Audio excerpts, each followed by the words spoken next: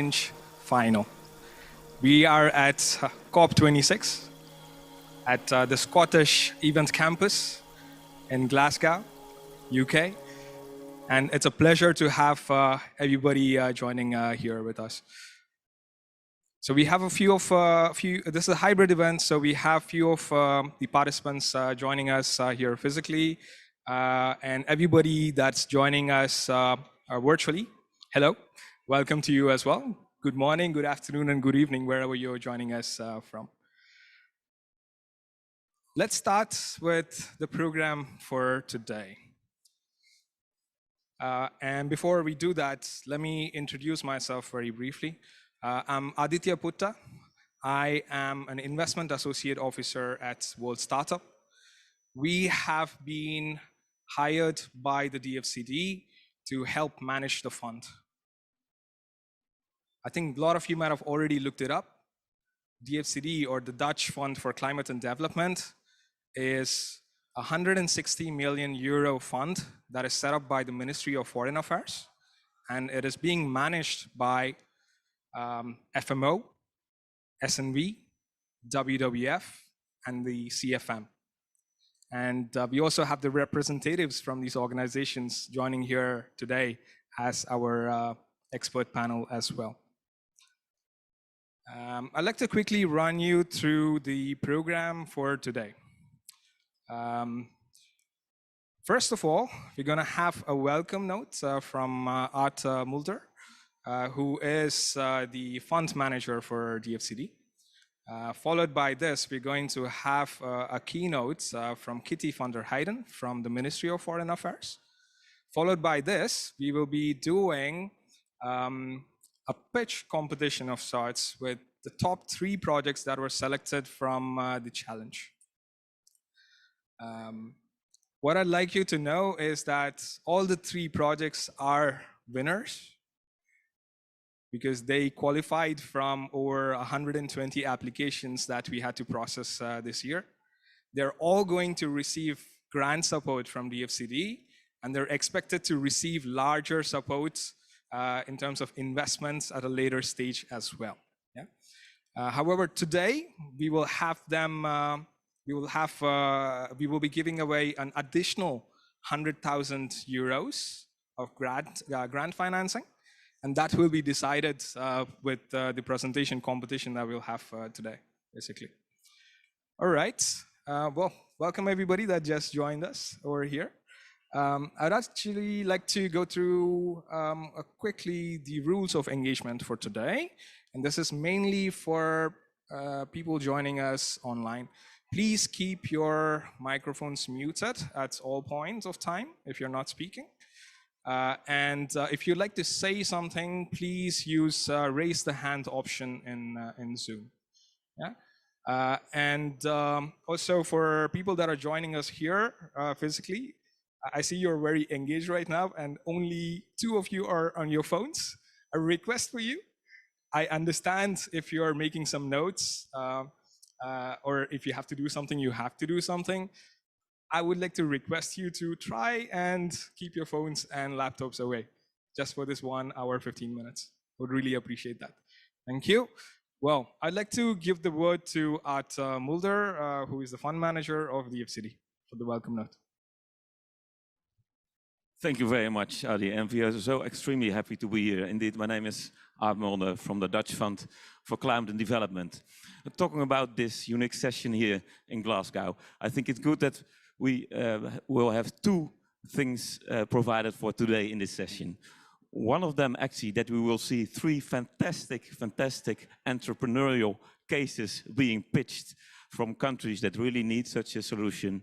And secondly, also that we realize there's so much money in the world that is not really dedicated money towards the project that really need it, towards the countries that really need this money flows. And so at the end of this session, we will also provide a solution. Actually, we will provide some striking news on huge money flows. We talk about a couple of $100 million that will be mobilized via an anchor investment of the Dutch Fund for Climate and Development. So 3 business cases actually addressing the issue of not sufficient project in the world to address climate change. That's one. And secondly, also mobilizing money to make it also bigger, and again, bigger to address climate change in the world and to become more resilient.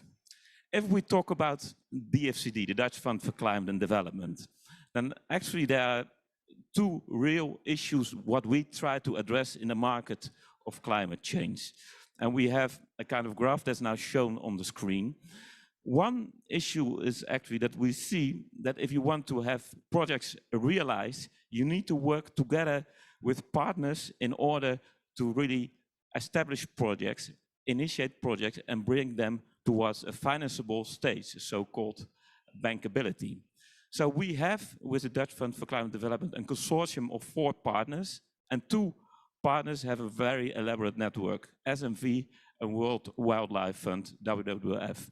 So what they do actually is they work together with local entrepreneurs in order to bring projects towards this financeable stage. So partnership with feet on the ground, and from a landscape perspective. These partners work from a landscape perspective, not only looking at individual projects, but really look from a broader scale whether it makes sense from an environmental perspective, and also from a perspective from the involved stakeholders and communities. So that's one. The second thing is you can have partnership everywhere, you can have local networks everywhere, but you also need the right money flows to do that, but the right money flows that's not too expensive. We call that blended funding. So the first development of projects needs to be done with grant funding, and that's available from the Dutch Fund for Climate Development. And regularly we go towards a financing stage where you can reduce the grant part of the funding and provide a long-term finance solution. But even this long-term finance solution, if you talk about climate adaptation, so a project that's resilient towards climate change, even then you often need a grant element in the financing structure. So these two things are combined in the DFCD. And if we can move to the next slide maybe to give some more flavor towards this. We have been working now for roughly 2.5 years. And what you see on this world map is that we have already 28 projects realized in a COVID environment, which is quite striking. And it proves actually that the model is working. That in this local environment, from a landscape perspective, in spite of the difficult circumstances, we were able to initiate projects and also to already provide long-term finance solution to around 10 projects around the world. It does work. Secondly, on the colors on the screen, you can see that the yellow ones are the origination projects, and the blue ones are the water projects, and the green ones are land projects. So these colors actually give either if it's initial stage projects, the yellow ones, or if it's water investment or land use investment. Many projects already, many varieties of stages at this point. But another thing I would like to add here, the 3 business cases we will see today in this session are also already on the screen, because what's mentioned by Aditya, all these 3 projects, we already work together with them. But today we are going to talk about giving them an extra 100%, 100,000 euros grant in order to even further increase their projects and make it even more relevant from a climate perspective. We have a couple of criteria, but we will skip that one. These are all on our website. These are the criteria we used for this challenge. The challenge insights, very briefly, because we need to run fast to the entrepreneurs, of course. We had 118 qualifying proposals received from these 3 countries. From the 118, 103 really came from the local entrepreneurs in the country. So not international developers, not large Western companies, but really local entrepreneurs. And if we move to the next slide, then it's also good to see what kind of sectors we talk about. These are the key sectors of DFCD, what you see pictured behind me, meaning actually that we do a lot of water projects, but also land-based projects for forestry and for agriculture and for ecological systems. So all these proposals were actually in the sweet spot of what we try to achieve. 100,000, we already mentioned it, is for one of the 3 that we really think is the most qualifying to get some extra push for consultancy and capacity development, where we provide it at the end of this session. And that will be sponsored by the Building Prospect Fund, which is also a fund from the Ministry of Foreign Affairs. What kind of criteria do these the panelists are going to use in order to make their decision? Because it's really exciting. Nobody knows who's going to win yet. It's up to the panel after the pitches of these entrepreneurs to decide who will be the winner and who will get the check. The first criteria is quite obvious. Is the money really used in the best way? Is it really needed for the project? Secondly, what is really the impact from the landscape perspective for the communities, of course, but also for the nature itself, for the environment. And the third one that's extremely important for us, that's the scalability. Has it the potential to really become big? The panelists will provide 1 to 5 points for each item, and the final score will decide who will be the winner. Well, I'm almost at the end of my story now, but maybe the last slide to show, and that's actually the keynote speaker of today. We are extremely happy that Ms. Kitty van der Heijden from the Ministry of Foreign Affairs is willing to do the keynote speech of this session today.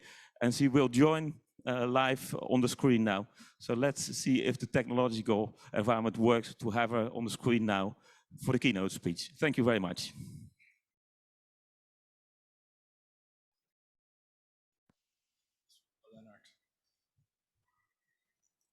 Now let's see if it works.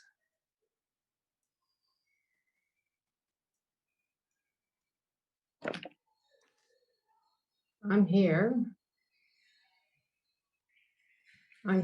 but my video, I cannot access my own video. It's been disabled by the host.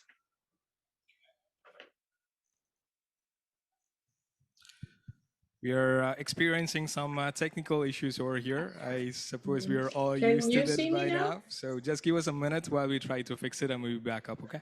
Thank you. Let's see, can you see me now? The screen for me is black, but do you see me? Yes, I see you, Kitty. I see. Oh, okay, perfect. So we're there. So sorry, guys, you know, that's despite the age of digital conferencing, it's still proving difficult. Hello there in Glasgow. Hi, everyone online. It's a fantastic honor for me and a personal privilege, I would almost say, to join you online for this important challenge.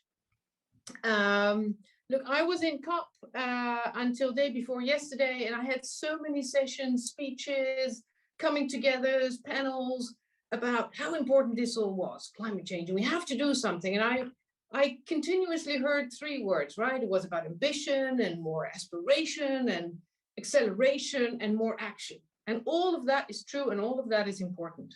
But there were hardly any events where the core of the matter was, what impact are we generating on the ground? What are we realizing currently? What do we learn from that? And how do we scale that? How do we go fast? Or, you know, in the words of Greta Thunberg, what I've seen is a lot of blah, but too little of ta-da! These are the results. This is what we are achieving. And this is the type of impact that really we need at this stage in the last few years that we have to keep the world of a degree and a half within reach, right? That's what we're challenged. That's our challenge. And so if you look at the negotiations, what we see is that sort of the glass is half full or half empty, whichever way you look at it. What I do know is that when it comes to funding and when it comes to addressing the climate change challenge, whether that's adaptation or mitigation, we do not need a glass full. We're going to need buckets full, if not truckloads of money, new money. And there's a huge gap between the funding needs and what we are leveraging at the moment. Quantity is not enough. The quality in terms of it being grants money is not enough. And accessibility is a real issue. Accessibility for the LDCs and accessibility for local organizations to leverage local knowledge and get that to scale. And this, to me, is where DFCD comes in. This is an instrument that brings all of that together. It is about quantity of money. It's about leveraging the private sector. It's about grant money, leveraging that private sector. And it's about working with local community. That's why DFCD was established, both adaptation and mitigation and mobilizing private sector capital. I think Art mentioned that as the public sector, as the Dutch government, we're putting in 160 million. That's no small money. But if you then see what DFCD is aiming to leverage over and above 500 million. That is huge leverage. You know, if I was an investment banker, I'd be drooling. Where do you get this? Particularly in the difficult markets where DFCD is working. Because at its core, this fund strives not only to increase the quantity of climate finance, but then also to make sure that it works and flows towards the most impactful interventions and to reaching poor people. This is not about blah. This is about ta-da, the results. And that's what you saw on the map that Art just showed. You know, and it's a really unique combination of an FMO, locally embedded NGOs, financial partners that really allow this fund to build bridges between local needs for climate finance and the world of global finance that very often is too far away for local needs. And so I think this is really a unique fund, but even unique funds need unique progress. And the DFCD Scalable Solution Challenge really is that ability to leverage local innovation and to get those innovations to scale. You know, I'm a pessimist by science, having worked in the world of climate science for many years. I'm an optimist by will, but I am a damn optimist by the innovators that DFCD managed to find, you know, from bioelectricity out of waste in Uganda that also services refugee communities, to solar powered cold storage in Kenya that decreases crop losses for smallholders, to climate resilient seed in Bangladesh that will increase the resilience of farmers. If we can leverage that type of local innovations, we're benefiting real people, real lives, we're improving the prospect of keeping the world of 1.5 degrees within reach, we're making communities more resilient, and we're doing that in a way that is scalable through the private sector. To me, climate action is not just or is not about emissions and how we bring them down.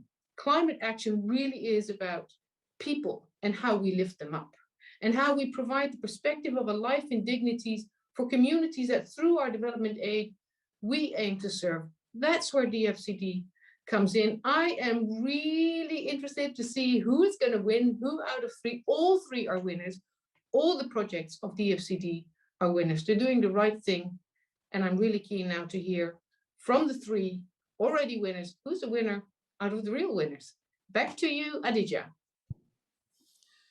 Thank you very much, Kitty. So that was Kitty van der Heijden from the Ministry of Foreign Affairs.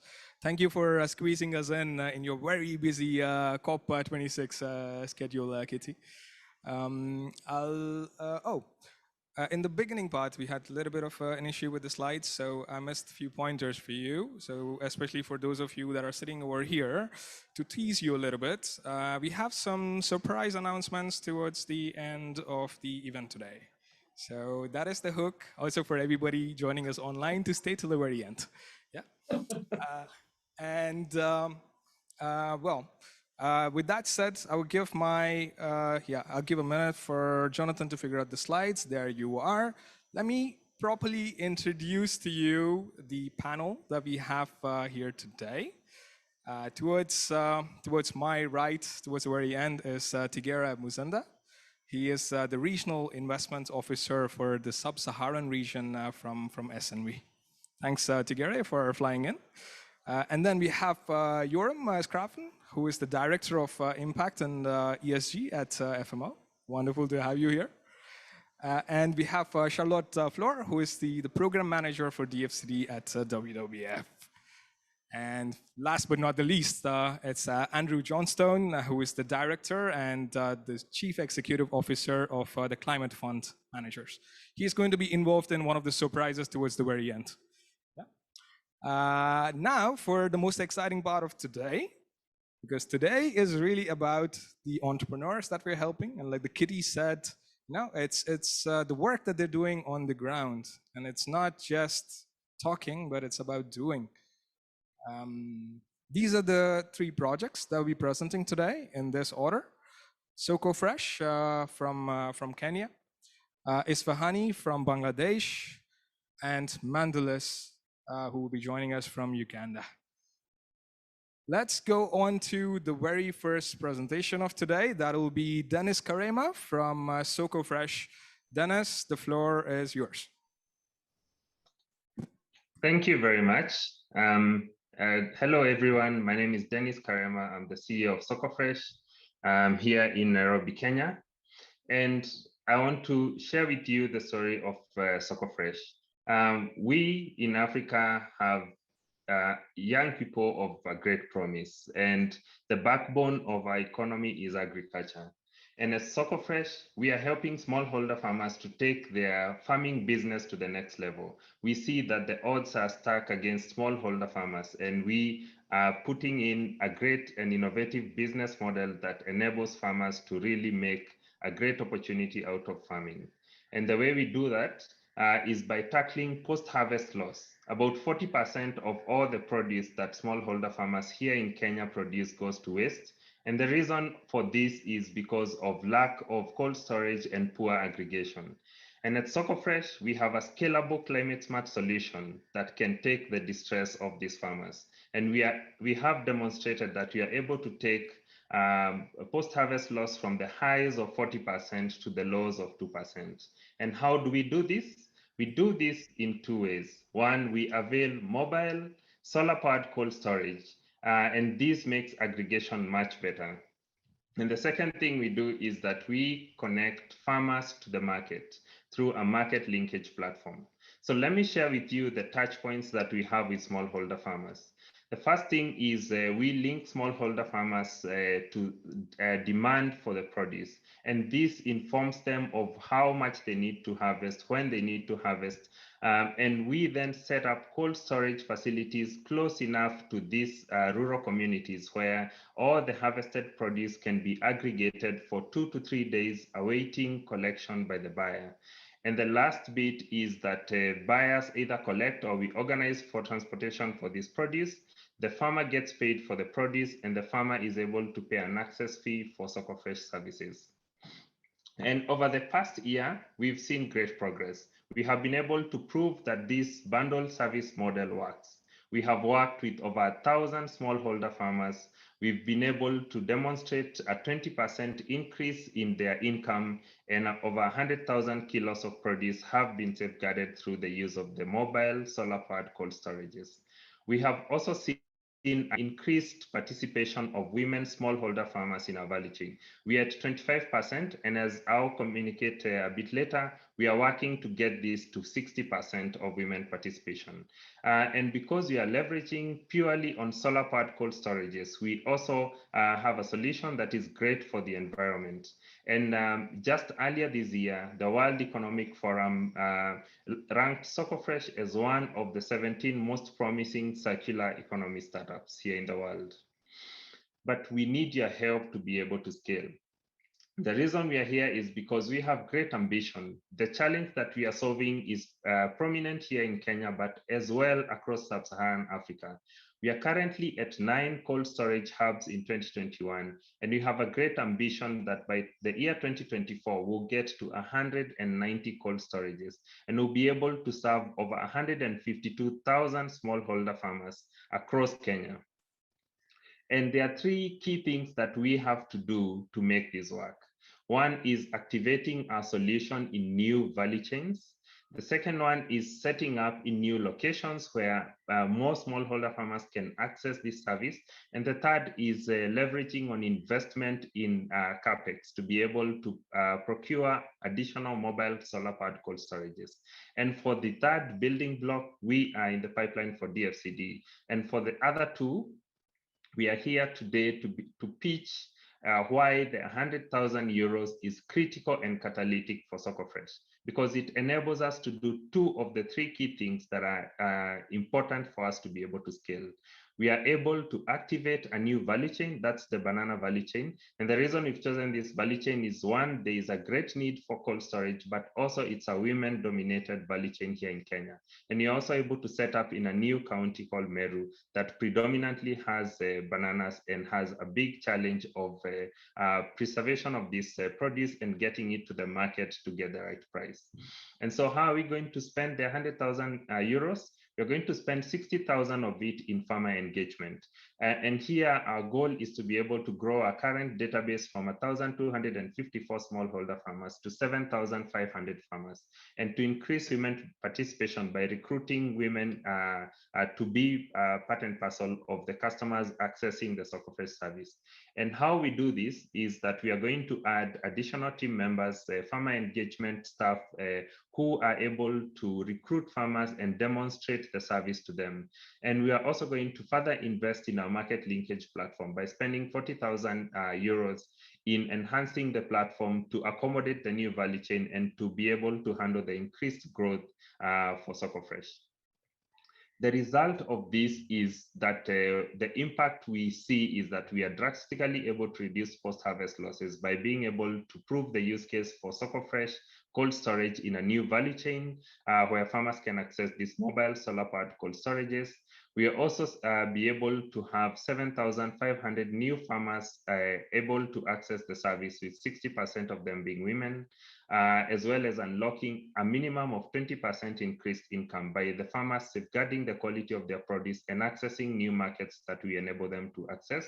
It's also critical for our business because we are able to prove our model in a new value chain, and that's one of the building blocks to scale.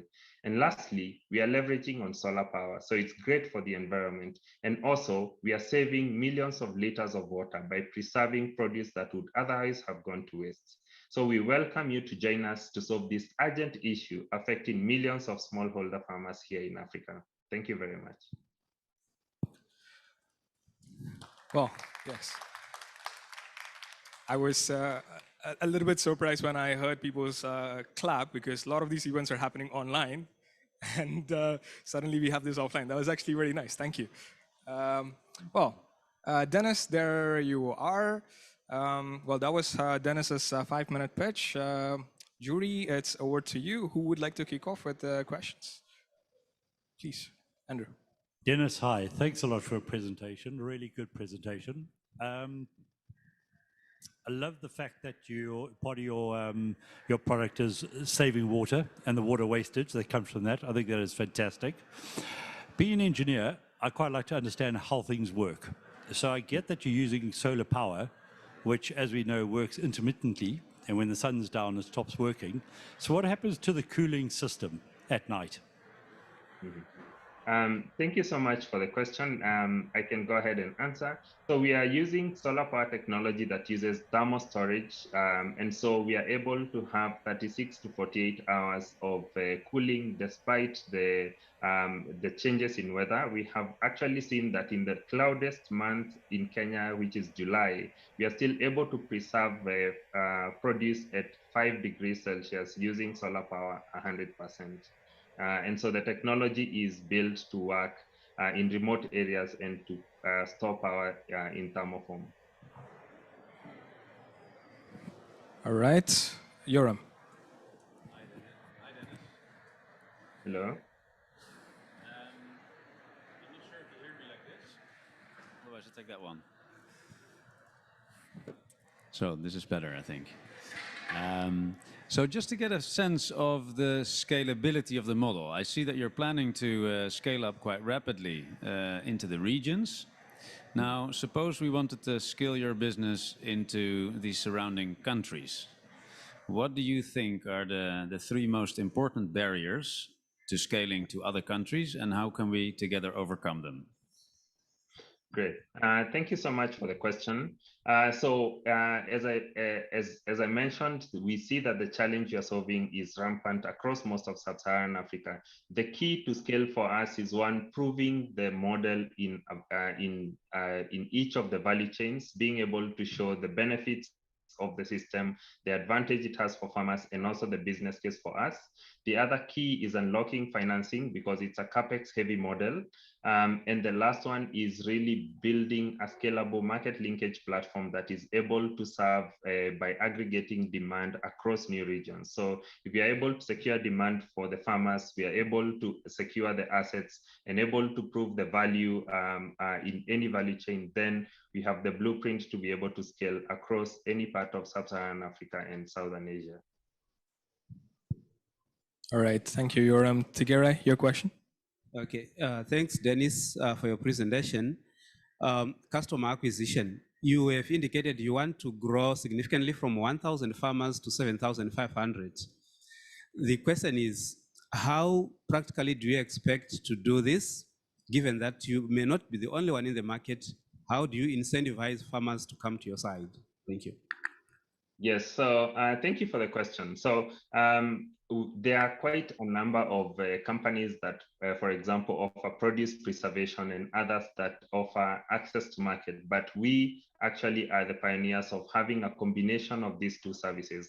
And so what we have seen is initially we started off by having to go out and sort of communicate our proposition to farmers and go through a customer acquisition journey. But now we are seeing farmer cooperatives actually lining up and coming to our offices, signing up their farmers because they have heard about what we do, they have seen the benefits, and because we bring a combination of demand and quality preservation, we offer a full suite of service that no other person is currently able to offer.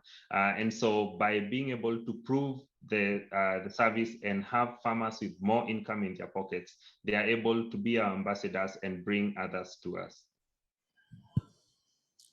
Yes, Charlotte. Yeah, hi Dennis. Sorry, Dennis. Hi, thank you for your good pitch. My question is, how climate resilient is your business model? If there's, for instance, drought and there's less food produced, what does it mean for your business model? Yes, so actually, in instances where there is drought, there is even a bigger need to preserve the little produce that farmers are still able to get at the end of the day. And so in one way, we are able to preserve the value of what is left, even with these big challenges. But then on the other end, what we see is that, for example, in value chains like mangoes and avocados, the trees themselves are quite resilient. So farmers are able, even with the changing weather patterns, to still go through the cycles of production.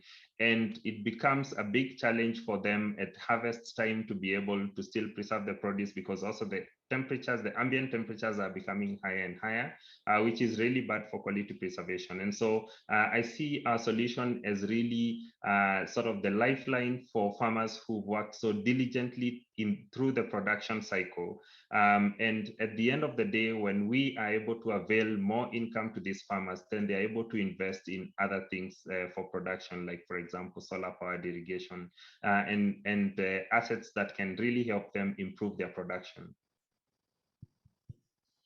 Right. Thank you, Dennis. Well, I have massive respect for people that are handling also the technology behind what we are doing over here. I mean, these guys over here at the EIB Benelux Pavilion are doing around 70 events in 12 days. I mean, that's just incredible. I'd like to just take a few seconds. Can we do a quick mic test and see if it's all working? Jorm, can we give it a try? That works. Yeah. Hello. Works. I think that works as well.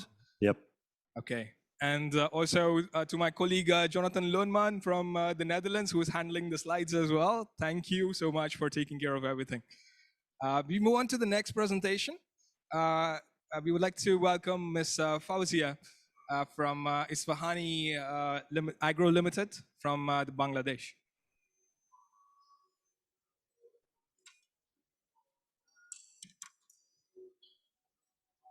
Good afternoon. Fighting climate challenge with one-stop agriculture. Bangladesh is one of the most climate challenge affected country in the world, while contributing only 0.47 carbon emission. Rise of sea level, salinity intrusion, drought, waterlogging, floods, etc. Several problems are already hitting Bangladesh.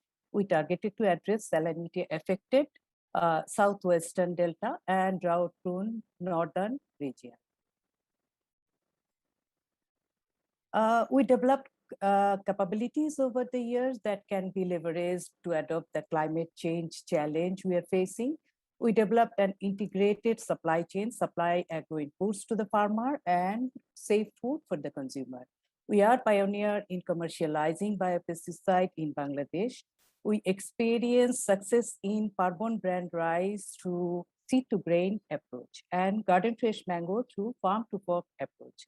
So relying on our existing strength and understanding of the market need, we came up with our new business model, which addresses climate challenge change adoption through promoting technology adoption, ensuring capacity development, offering unparalleled market access to the farmer, guaranteed through guaranteed purchase and higher value. Our business model addresses the climate change challenge through a trial-tested innovative model.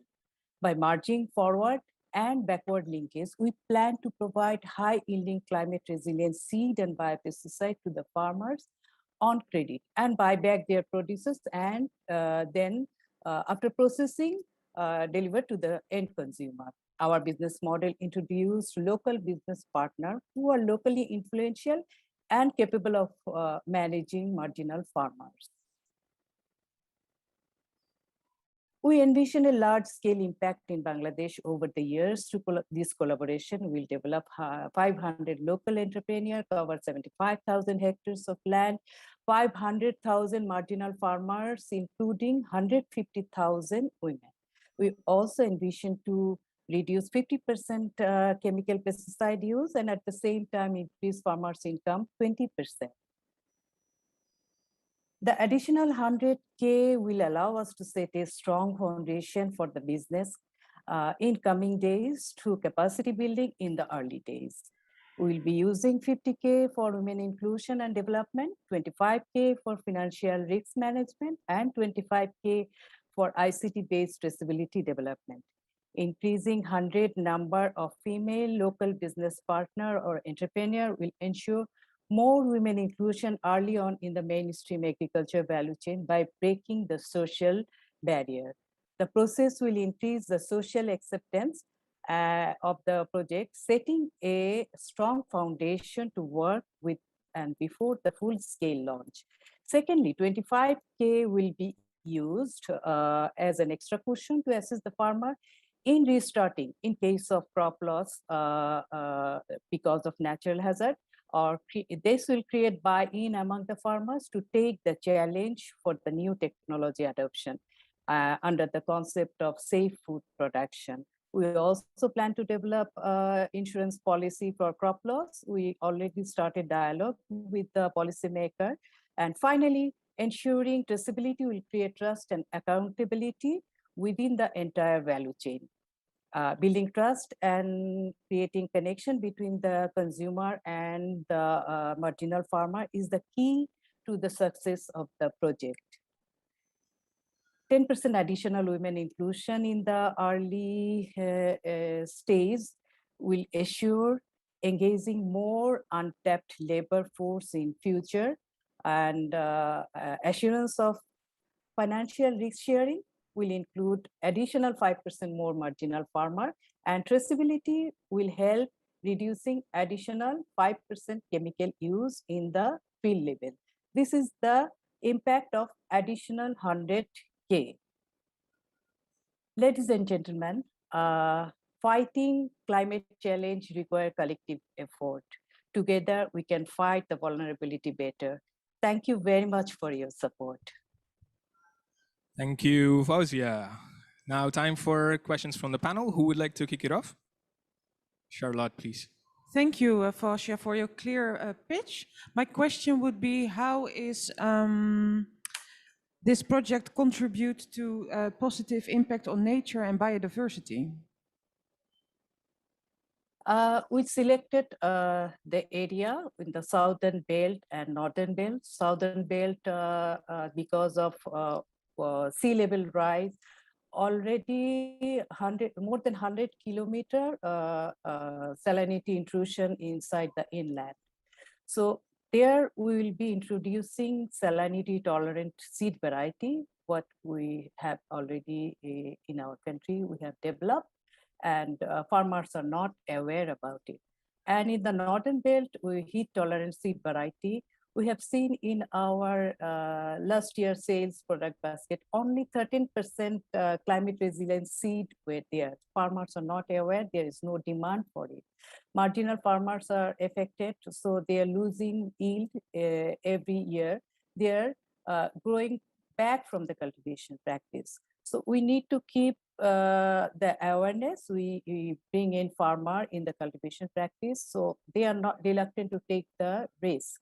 We will give them seed, climate resilient seed and biopesticide on credit basis so that they will be interested, and later we'll demonstrate that so that other farmer will see physically the change between the traditional seed and the climate resilient seed. In that way, actually, we'll involve the affected farmers. This project designed for adaptation.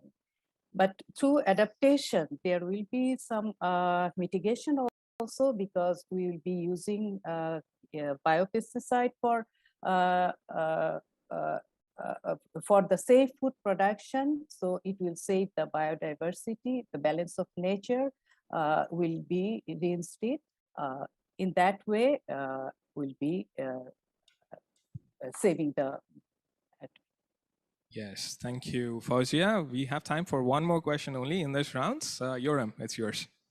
Hi, Fauzia. Thanks very much for your presentation. I really enjoyed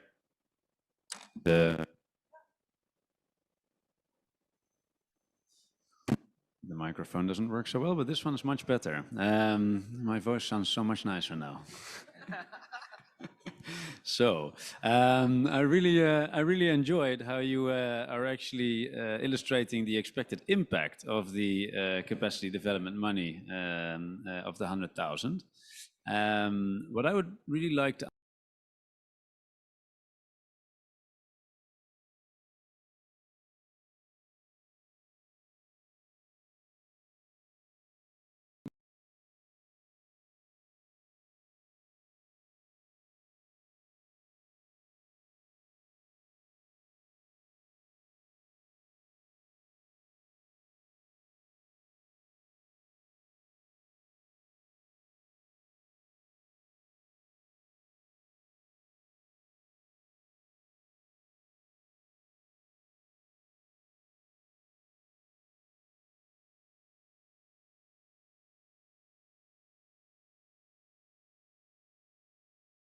so that they can handle the local farmer, and in the forward linkage, they can work for the processing also. So we have a plan when to collect the safe food, establish processing sector in every area so that we can process and distribute to the farmer. When we involve a women local business partner, the women farmer will also be included, and forward linkage also women will be included. So we'll select 100 specific women entrepreneurs from this area and train them and make them entrepreneurs. Yes, thank you very much, Fauzia, and thank you very much, Yoram. We're gonna stick to the good mic. I hope that's the good mic. I'd like to take you a little bit behind the scenes of what happened before getting here. Yeah? I'd like audience to know that the winners or the top project for today is not being chosen just from this 5-minute pitches and the 10-minute Q&A. The jury had access to the profiles of the projects, so they were able to review the projects in advance. They had a better understanding of how this 100,000 euros are going to be spent in a practical sense. And we also had a session before COP where they were able to ask more questions to the projects as well. So based on all of that, and today we will be picking the winners. Yeah. Okay, let's move on to the final presentation of today. Thank you, Fauzia. And now we are bringing up Peter Nieko from B Pearl, Mandalis from Uganda. There you are, Peter. All yours.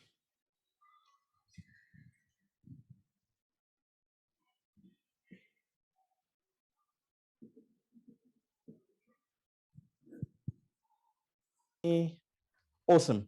Good evening, everyone. Good to be here. Thank you all. The future does have a name, and its name is hope. A tiny flicker of light that feeds on hope is enough to shatter any shield of darkness. Mandulis delivers renewable energy and value-added services to address the many challenges faced by rural farming communities. These challenges are not only close to our hearts and Mandulis, but actually tell the story of mine and every early childhood spent in rural Africa. The reality is that over 1 billion farmers across the world live without access to electricity. The majority of those are farmers, and they're in Africa. And for them, no electricity equals no agriculture processing. So they sell their crops straight from the fields at a minimum price. This perpetuates the cycle of poverty. On the other hand, billions of people across the world cook using wood fuels. This burden is heaviest on women and children who walk 3 hours every day scavenging for firewood. Now, for women like Annette, a mother in the greater Virunga landscape in Western Uganda, they risk being trampled by elephants, as her neighbor was a couple of months ago, while collecting firewood to cook food for her grandchildren. Now, even when they get home and after they've cooked for their children, women and children are still forced to smoke so much. They inhale as much smoke as you're smoking 2 packs of cigarettes each day. I know it sounds sad, because it is, but there is hope. At Mandulis, we have a solution. We deliver productive energy that is affordable, reliable, and sustainable. We use bioenergy technologies to transform agriculture residues into electricity, clean cooking biogas, and biofertilizer.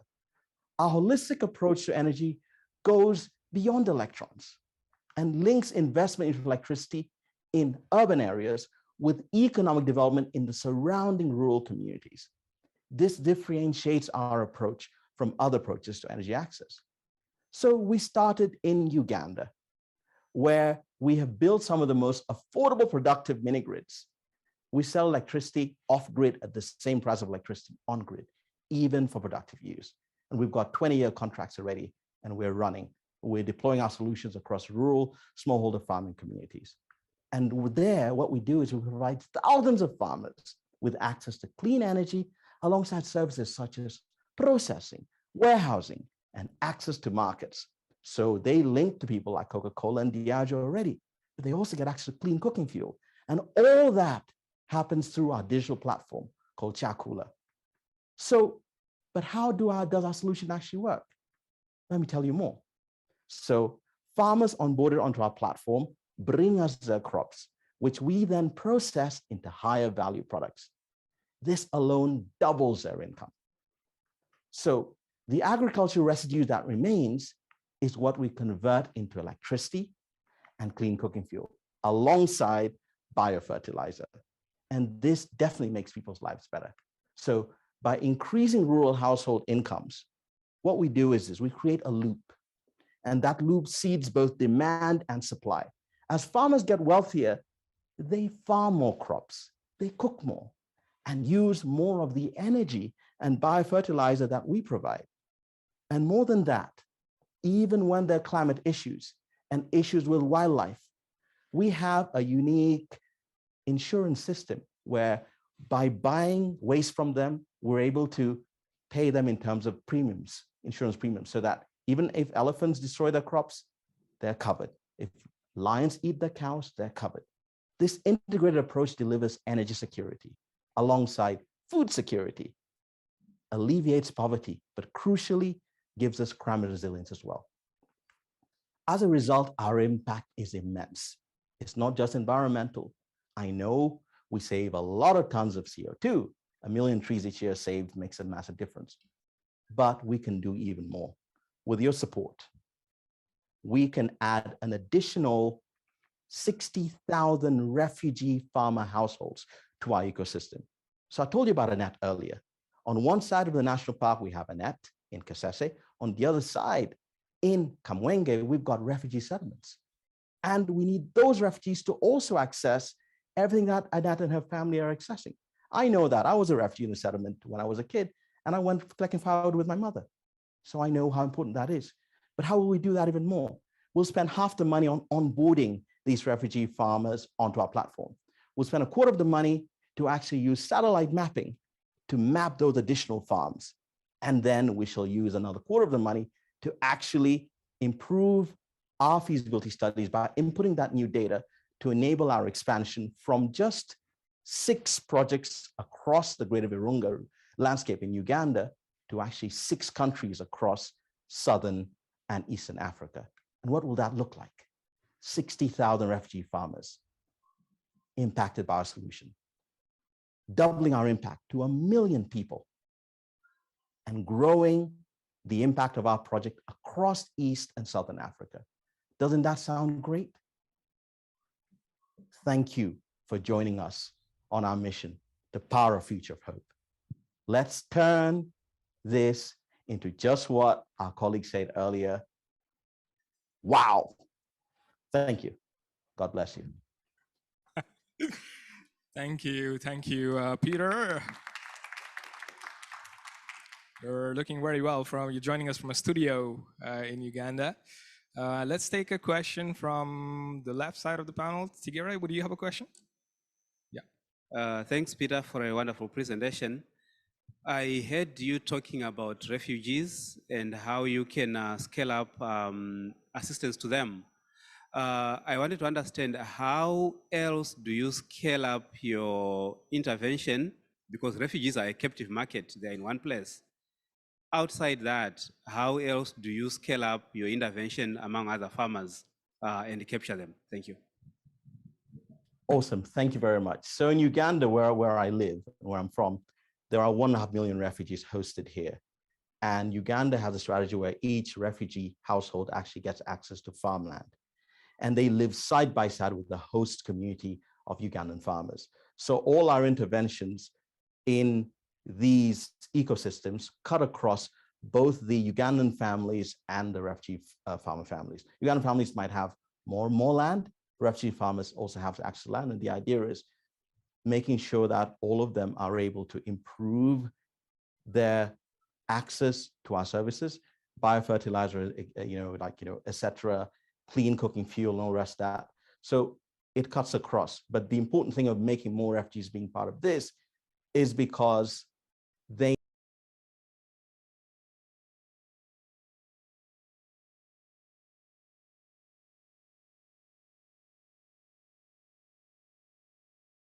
to cut firewood, the better it is we can improve that cohesion across the whole ecosystem.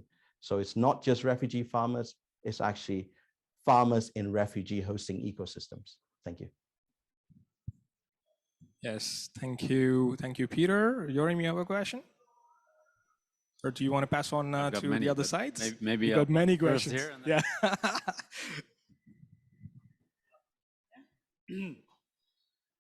Hi, Peter. Andrew here. A technology question. Could you just say 1 or 2 words of what technology you actually use? How do you process the agri-waste? And a related question is you're aggregating waste from a community of farmers. How large is the catchment area? How far can you actually stretch to aggregate in the area? Thank you very much. So first of all, in terms of technology, we use 2 types of bioenergy conversion technology. One of them is biomass gasification, which basically caters for dry agricultural residues, such as maize cobs, rice husk ground shells, converting those into a syngas, which then powers a generator to produce electricity. But what's left out of that is a biochar, which helps with soil enhancement, especially when drought's there. It can help with soil water retention as well. The other technology is anaerobic digestion. And with that, we look at the wet biomass, such as the cow dung, etc. And when that goes in, we have a gas that comes out, a biogas, which we purify and goes into the generator as well, produces electricity. The excess biogas goes in cylinders for cooking, but the biofertilizer that's left behind goes in as a substitute to, non-organic fertilizer. So when you think about it, it's electricity on one side, clean cooking food on the other side, and soil enhancement on the other side. Thank you. And then in terms of the catchment area, we're looking at 6 locations with the current DFCD project across that region. And around each location, we work with electric vehicles, electric tricycles that have a range of 150 kilometers on a full charge. So we're able to work around each area in a catchment of 75 kilometers radius. And that allows us to work with up to 10,000 farmers around each location. But when we now add the refugee ecosystems next to it as well, because what's quite interesting is we have national parks, refugee settlements, and farmers all around each other. So that means we can now reach in the same, 75-kilometer radius, we can reach up to 20,000 people now, 20,000 families. So that's quite interesting. Thank you. All right, thank you. We'll have one last question, but I'd like to let the audience that's here with us know, after this after answering the next question, the jury will go away for about 5 minutes to deliberate. In the meantime, if you have any questions for the 3 presenters, we could also try to accommodate that. Yeah. All right, Charlotte. Hi, Peter. Thank you for your presentation. My question is around the landscape approach and your engagement with local communities and the government and maybe the public energy sector in the Virunga landscape. Can you explain me a bit more about that? Awesome. So all our projects start with an environmental impact assessment, and that includes engagement with the communities. So we work with farmer groups, and those farmer groups have got more than 2/3 actually, mostly mothers. And they have leaders within their groups, and we work with them directly, interviewing them, getting their input at the design stage of the project. We then take the project on to the authorities, such as the Regulatory Authority for Electricity. And then they also go back to the same community and find out if what we talked about makes sense.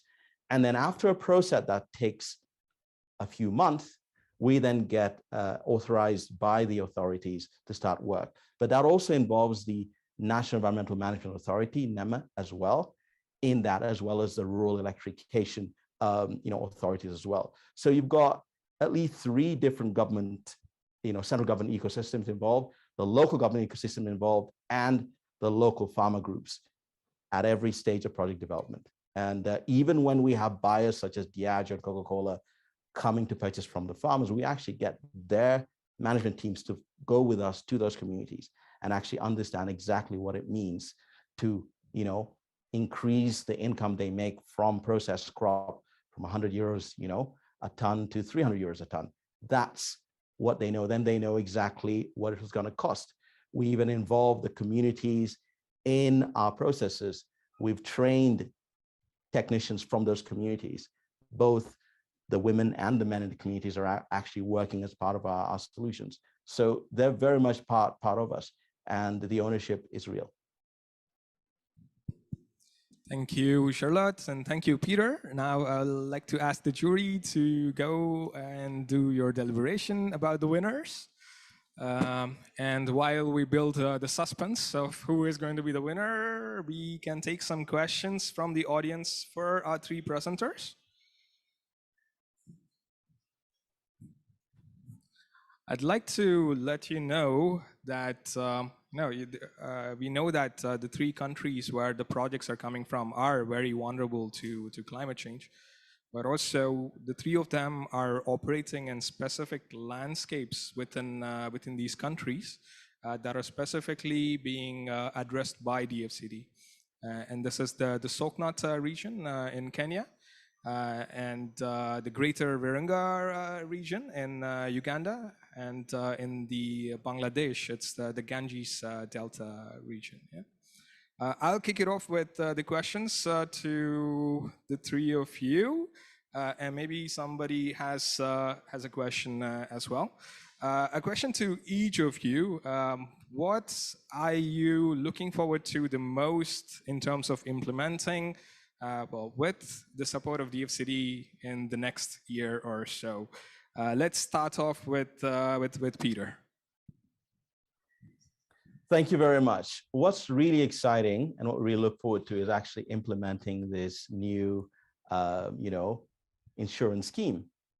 And helping farmers realize that whatever waste comes out of their fields can actually pay for the premium to cover whatever is on their fields from either drought, other climate issues such as landslides and so on, but also, most importantly, in animals coming in to destroy their livelihoods, such as elephants trampling on their crops, lions eating their cows, and so on. This removes a crucial thing. It means farmers living near national parks no longer will have anger towards elephants or other leopards and so on. And that means a lot to me, because it means if an elephant tramples on you, you'll just smile about it and go, fine, we've got insurance. So that's what I'm really excited about trying out, is rolling this out, and getting more and more people finally appreciating the biodiversity even more. That's a very great ambition to have, Peter. And we're talking about possibly, making a difference in that space in the next year or so. So that's really good to hear. Fauzia, can we hear from you, please?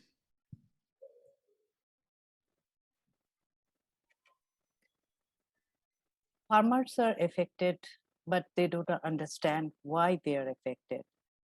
The salinity, drought, then every year they are losing yield. So creating awareness, actually, it is a huge job. As I mentioned, we are pioneer in introducing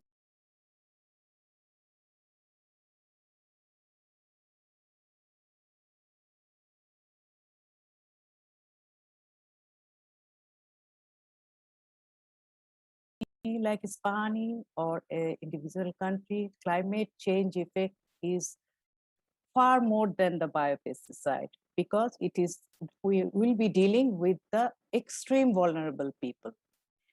A lot of people has to leave their house, so bringing them back and reinstate in the cultivation practice, it is a huge job. So we are taking this challenge. So we need our support from every corner so that we can face this challenge and we can actually scale up this project properly. We are hopeful that we targeted the initiation stage, we will be scaling up this, and after first year, we'll accelerate that scale up in all over the country. Then everywhere, actually, the problem with the value chain, we are addressing the value chain, and we had success in this year, in this sector. So we are planning to scale up in the other affected country also with this same concept. So we need support to accelerate this project. Thanks, Fauzia. Thank You you. said you would like to expand to a few other countries as well. Can you share them with us? Yes, we have a plan to expand this a few other countries also. We already started working the groundwork. We started working with the biopesticide. When our project will be successful here, that the value chain, because we know that for a sustainable business, profitability of all stakeholder in the value chain is important. So we designed in that way that the business should be profitable for all stakeholders. So when it will be successful, we can actually replicate the same model in the other country also, because the agriculture value chain is almost same all developing countries. So we already started to exporting our biopesticide and trial in 2 other countries. We are hopeful that we will be able to scale up this project in these 3 countries. Yes, thank you, Fauzia. Well, I think, Dennis, let's hear you out as well. But the jury has reached a decision here, so we're building suspense. If you can keep your answer brief, I would really like to know who's the winner.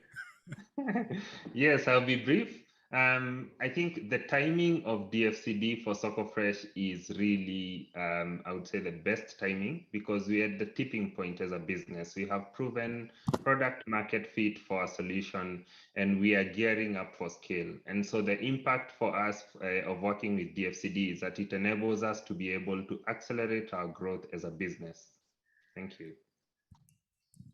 Thank you, Dennis. Charlotte, I heard it was a very close call. Yes, indeed, it was.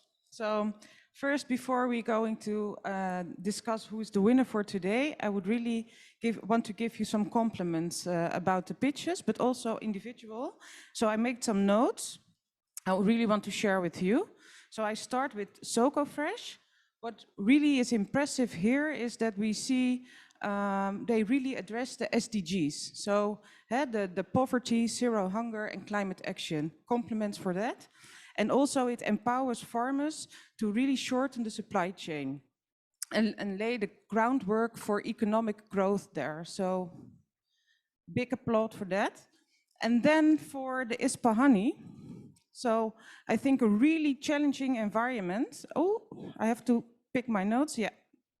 And what I find very interesting about your proposal is also that you address not only selling seeds, climate resilient seed, but also focus on educating and changing behavior with the local communities itself. So interesting, and I also think your solution for the insurance for crop loss is very interesting for the local community as well, and de-risks a lot.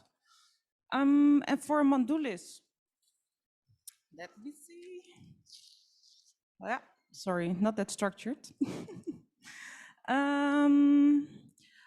What we find here is very interesting how you really implemented the landscape approach and included the communities in your developing your proposal and your proposition. So big compliments for that.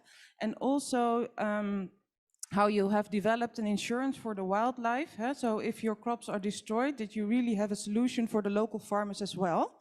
So big compliments for that. So now the $1 million question, or should I say 100,000 question, is the winner for today. Congratulations, Mandulis, Peter. Sorry, or did you want to build it up? No, that's good. That's good. Congratulations, Peter Nieko from Mandalus Energy, the B-Pearl project. Jonathan, can we please bring Peter onto the screen?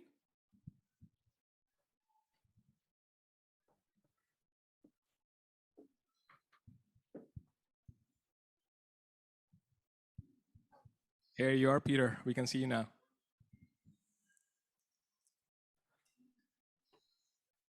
Thank you very much. Okay, good. That has not happened, and I know him for a while now.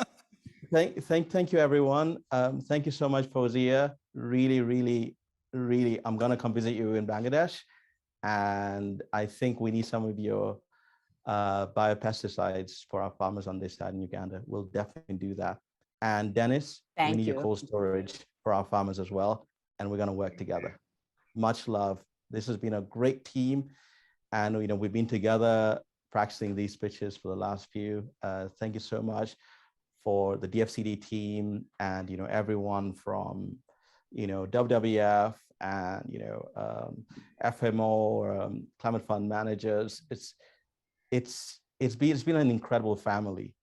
Everything since the beginning in June has just been incredible. So I'm actually quite emotional right now, but just really grateful. And my commitment is we're going to work together with all my colleagues here and make sure they come to Uganda and deliver their impact here as well. That's what we're going to do.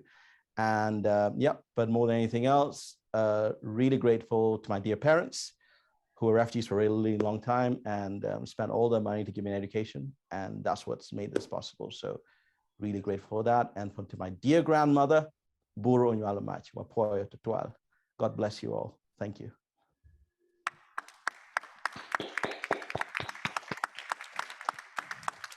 Thank you very much, Peter. A very well-deserved thorough winner. And also, well, they're all going to be working together, and that's very nice to hear. And this is the first time we hear it publicly. I'd like to ask all the jury members to please come step down from the stage over there. Peter, we have a present for you, and we know you couldn't make it here. So the jury is actually going to accept this. And Art, if you'd like to hand this over to the jury on behalf of Peter, please. All right. There you are, Peter. I hope you can see it clearly what's on there. We will try to send you a version of this to you as well. And I'd love to invite you all to come visit, come see the sites, come meet Annette and everyone else. Please do. There's so much you'll see here, which will be a blessing as well to you. Perfect, Peter. Thank you very much. Thank you, jury. Please take a seat once again. And this is the part where we come to the surprise announcement that I promised you towards the very end. I would like to give the mic to Art Mulder, who is the fund manager of DFCD and our host for today. Thank you very much. And what an inspiring session. We really enjoyed all the pitches, and what a fantastic 3 winners we have today here in Glasgow at the COP. Well, the 2 surprises indeed, that's for the end. The first surprise I would like to start with is actually when we look at this session with the whole challenge, we decided as DFCD to do a new initiative again next year, 2022. This new initiative will be for 4 new countries. It will not be exactly the same initiative, but we will guarantee you that this new initiative will also be about local entrepreneurship from a climate perspective, that's for sure. And we chose 4 new countries, 4 new very relevant countries that need to be actually more resilient to what climate change. In Asia, we choose for Laos and Cambodia. So these 2 countries will be in the picture next year for DFCD. And for Africa, we chose for Tanzania and Zambia. All these countries, we are going to work from a landscape perspective, and we are going to do a similar kind of thing as we did now, but different. And you will all hear more about that. That was the first surprise. The second surprise is the following. We also talked about 2 key things, projects to be realized, but secondly also, there's enough money, but how can we get this money mobilized? Actually, how can we get this money on board for the projects we visualize? And if we talk about money, we talk about big money. We all know the real challenge in the world. So we already said, we have a surprise that there is via DFCD, a couple of $100 million mobilized to do more in the climate space. And for that story, I would like to give the floor to Andrew Johnston for Climate Fund Managers. He will announce the news, and there will be right away a press release after this as well. Andrew Johnston, please, the floor is yours. Thank you, Art. And ladies and gentlemen, both present here and online, thanks for joining us. As Kiki said at the beginning, really what the Dutch Fund for Climate and Development seeks to do is to provide a whole-of-life solution, from supporting these fantastic innovators that we saw today, as well as mobilizing capital at scale. And part of what they've done is they've played a very critical, and so when I say they, the Fund for Climate and Development, played a very critical and catalytic role in providing capital, anchor seed capital, for the establishment of Climate Investor 2. Now, Climate Investor 2 is a blended finance investment vehicle focused on water, oceans, and sanitation area. And off a seed capital of €80 million, I'm proud to announce that today we've secured and closed an additional $595 million, which, thank you, which brings the total fund size to what you see on the slide of $675 million allocated for water, oceans, and sanitation in the tough markets that are surely underserved. So where this money is going to be spent is in low income and low middle income countries. And the way it's going to manifest is the statistics you see on the board here. We're seeking to give access to over 14 million people clean drinking water. In doing that, we'll also be processing 5.5 billion liters per day of wastewater. Through that activity, we'll also be displacing something in the order of 2.5 million tons of CO2 per year. And the breadth of the fund is very broad. In addition, it will look at protecting ecosystems, marine ecosystems, and wetlands. And additionally, through its revolving nature, it will make available for these markets in excess of $2.5 billion for those areas which are currently underserved. So in conclusion, oceans, water, sanitation, critically important for a sustainable future. And what Climate Investor 2 is a very strong statement of spending money where it's needed. So thank you very much, ladies and gentlemen. It's a very proud day.